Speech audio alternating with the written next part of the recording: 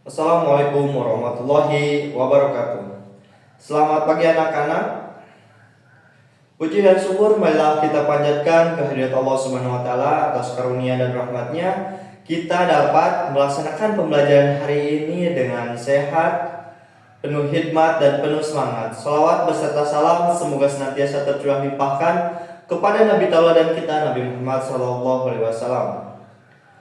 Oke anak-anak, pada kesempatan kali ini, pada pembelajaran hari ini kita akan membahas mengenai norma. Sebelumnya, kalian apakah ada yang sudah mengetahui apa yang dimaksud dengan norma? Baik, norma itu bisa disebut juga, betul tadi. Norma itu bisa disebut juga dengan aturan, pedoman hidup,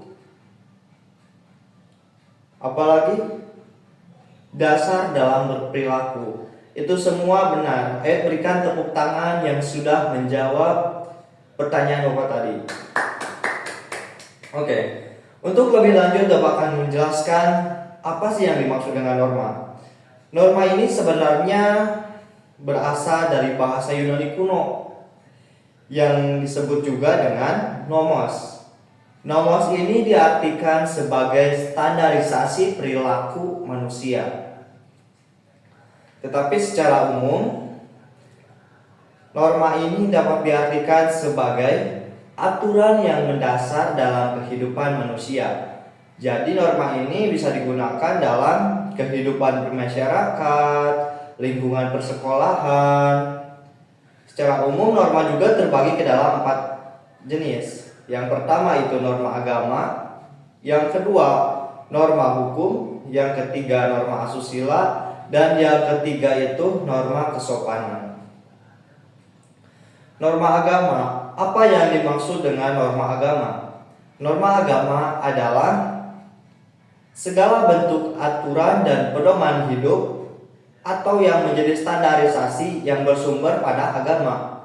Contohnya gini, kita di sini bermayoritas misalkan agama Islam. Maka agama Islam ini misalkan mengajarkan pedoman hidupnya misalkan seperti tentang bagaimana kita harus berperilaku. Misalkan kita harus berperilaku kepada guru itu bagaimana, kepada orang tua itu bagaimana. Misalkan berperilaku kepada orang yang lebih tua bagaimana, dengan orang yang memang usianya di bawah kita bagaimana. Maka dalam agama itu dibahas sedetail itu, bahkan tentang cara kita beribadah, tentang cara kita melakukan sebagai melaksanakan bentuk kewajiban kita kepada Tuhan kita, itu dijelaskan dalam agama. Mungkin bisa dipahami? Oke, terima kasih. Kita lanjutkan dalam pembahasan yang kedua, yaitu mengenai norma hukum. Norma hukum adalah suatu norma yang berasal dari aturan dalam suatu lembaga, dalam suatu adat, dalam suatu instansi seperti kita di sekolah ini.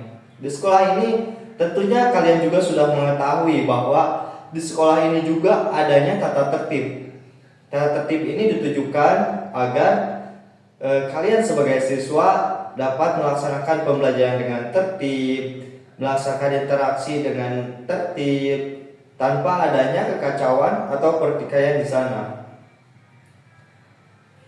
Contoh, mungkin di antara kalian bisa ya ada yang memberikan contoh mengenai apa yang dimaksud dengan norma hukum atau contoh norma hukum di sekolah. Oke, benar. Di sekolah itu kita harus berpenampilan rapi. Kemudian datang tepat waktu. Selanjutnya ada lagi menggunakan pakaian sesuai dengan ketentuan. Itu semua memang betul. Jadi itu adalah salah satu bentuk contoh dari adanya norma hukum di sekolah, yang secara skala kecilnya adalah peraturan di sekolah. Tetapi dalam skala tingkatan yang lebih luasnya, misalkan dalam masyarakat. Dalam masyarakat itu misalkan ada aturan yang mengharuskan setiap anggota masyarakat misalkan dalam suatu RT itu harus bergotong royong. Maka dalam ruang lingkup masyarakat tersebut dalam ruang lingkup RT tersebut ya harus mengikuti gotong royong itu. Kemudian apa lagi dalam skala yang lebih tinggi? Dalam skala yang lebih tinggi itu ada juga misalkan aturan hukum negara. Hukum negara ini adalah norma hukum yang paling tinggi gitu dalam instansi atau dalam negara kita. Contoh, apa yang kalian ketahui tentang hukum yang berasal dari negara? Peraturan lalu lintas, betul. Peraturan lalu lintas juga bersumber dari negara, yang di sana mengatur tentang keselamatan berkendara. Seperti apa saja contohnya? Betul, menggunakan helm saat berkendara. Kemudian mempunyai SIM, surat izin mengemudi. Apalagi? Mentaati rambu-rambu lalu lintas. Itu semua betul. Itu semua adalah contoh dari norma hukum. Kemudian yang selanjutnya yaitu adanya norma asusila. Norma asusila ini adalah norma yang berasal dari diri manusia sendiri. Jadi indikatornya manusia sendiri. Contohnya, misalkan seseorang itu dicaci maki, maka yang mencaci maki itu harus mengindikatorkan bahwa isi cacian itu dapat menyinggung orang lain secara pribadi. Contohnya, ada di antara kalian yang suka mengatakan atau mengatai teman yang lainnya. Misalkan ada yang mengatakan teman yang ini seperti inilah, tetapi yang mengatakan itu tidak menyadari bahwa perbuatan itu melanggar norma asusila. Indikatornya apa? Indikatornya tadi seperti yang Bapak jelaskan, bahwa indikatornya ketika apa yang kalian katakan itu menyinggung orang lain, maka itu sudah melanggar termasuk norma.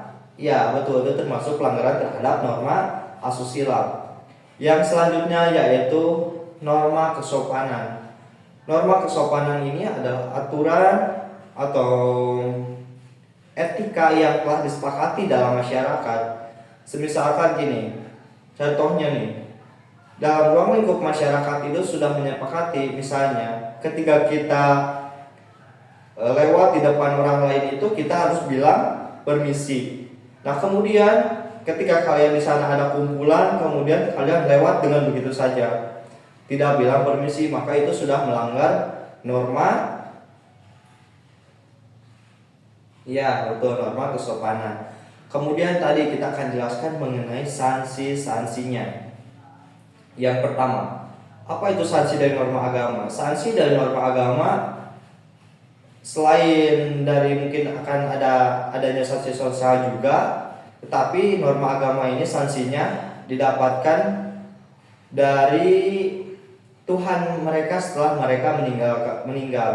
Contohnya ketika dalam agama Islam, ketika mereka melalaikan sholat dan tidak melaksanakan kewajiban-kewajibannya, baik itu terhadap Allah Subhanahu wa Ta'ala ataupun terhadap manusia yang lain, maka mereka akan masuk ke neraka. Kemudian norma hukum, misalkan ada yang melanggar peraturan lalu lintas tadi, maka orang yang melanggar tadi itu akan dikenai tilang.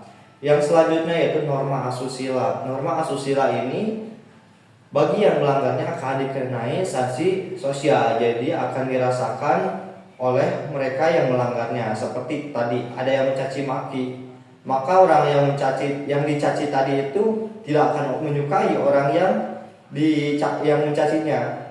Kemudian yang mencaci itu akan dijauhi. Yang selanjutnya yaitu norma kesopanan. Norma kesopanan sama, hukumannya itu sanksi sosial, maka orang yang melanggar itu ya akan dijauhi, kurang dipercaya, ataupun mendapat cacian dan lain sebagainya. Yang selanjutnya itu norma hukum. Norma hukum ya sudah dijelaskan tadi. Maka itulah pembahasan kali ini mengenai norma. Bapak harap setelah kalian mengetahui macam-macam norma ini, kalian dapat mengimplementasikannya dengan baik sehingga tidak melanggar norma-norma yang tadi. Di balik kita memiliki suatu hak, maka kita juga dibatasi dengan adanya suatu kewajiban yang harus dipenuhi. Baik, terima kasih atas kalian yang sudah menyimak. Juga terima kasih atas perhatian. Mohon maaf apabila dalam pembahasan ini masih terdapat banyak kekurangan. Bahwa cukup sekian. Wabillahi taufiq wal hidayah. Wassalamualaikum warahmatullahi wabarakatuh.